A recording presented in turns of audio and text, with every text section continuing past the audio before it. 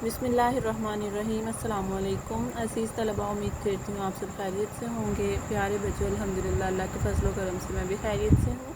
आज हम नए सबक का आगाज़ करने जा रहे हैं जिसका नाम है आखिरत। तो प्यारे बच्चों, आखिरत किसे कहते हैं? आखिरत से मुराद हमारी अब्दी ज़िंदगी है, यानी वो ज़िंदगी जो हमेशा की ज़िंदगी होगी।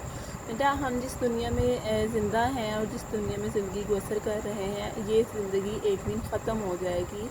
तो इस ज़िंदगी के ख़त्म हो जाने के बाद जो हमारी ज़िंदगी शुरू होगी उसे हम अब्दी और आखिरत के नाम से जानते हैं, यानी कि वो हमेशा रहने वाली ज़िंदगी होगी, जिसके बारे में हमें हमारे बड़े बताते हैं कि हमें नेक अमल करने चाहिए, हमें उन नेकियों का अजर मिलेगा और इसी तरह जो हम गुनाह करते हैं हमें उनकी सज़ा मिलेगी।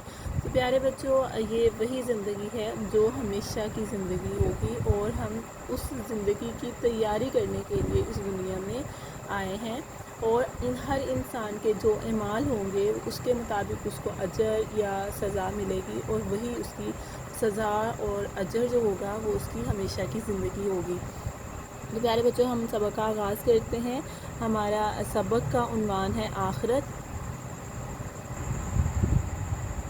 तमाम मुसलमानों पर लाजिम है कि वो आखिरत पर ईमान लाएं। मुसलमानों पर लाजिम है, यानी कि हम सब पर लाजिम है कि हम आखिरत पर ईमान लाएं। आखिरत पर ईमान लाने का मतलब इस हकीकत का यकीन करना है कि हमारी मौजूदा दुनिया ख़त्म हो जाएगी।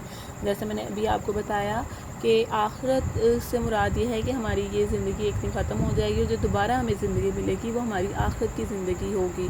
तो हर मुसलमान पर लाजिम है कि वो आखिरत पर ईमान लाए। और आखिरत का मतलब क्या है कि हम आखिरत की ज़िंदगी को हमेशा की ज़िंदगी समझकर उस ज़िंदगी की तैयारी करें कि हमारी ये दुनिया तो ख़त्म हो जाने वाली है, इसके बाद एक नई ज़िंदगी शुरू होगी जिस दिन अल्लाह ताला तमाम इंसानों को दोबारा ज़िंदा करेगा, यानी हम दोबारा उठाए जाएंगे। वो आखिरत का दिन होगा। क़यामत के दिन हमारे तमाम अमाल अल्लाह ताला के सामने पेश किए जाएंगे। जिसकी नेकियां ज़्यादा होंगी इसको इनाम में जन्नत दी जाएगी। मज़ीद जानिए, सबसे आला जन्नतुल फ़िरदौस है। प्यारे बच्चों, जिस तरह यहाँ पर कहते हैं एक महल खूबसूरत है, फिर उससे भी खूबसूरत एक महल तामीर हो जाता है, इसी तरह जन्नत जो है ना ये बहुत ही खूबसूरत है। तो जन्नत से जो हमारी जन्नत होगी उससे भी और ज़्यादा खूबसूरत जन्नत होगी।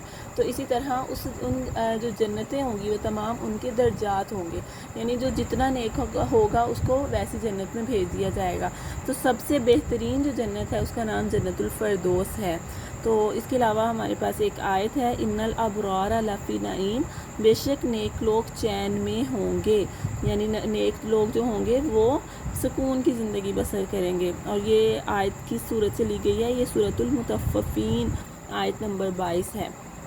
तो प्यारे बच्चों, आज का आपका काम यही है कि आपने सफ़ा नंबर 19 पर मौजूद आखिरत के पहले पैराग्राफ की पढ़ाई करनी है और इस आयत के तर्जुमा को ज़ुबानी याद करना है। उम्मीद करती हूँ आप ये काम अच्छे तरीके से करेंगे। अपना ख्याल रखिए। अल्लाह हाफ़िज़।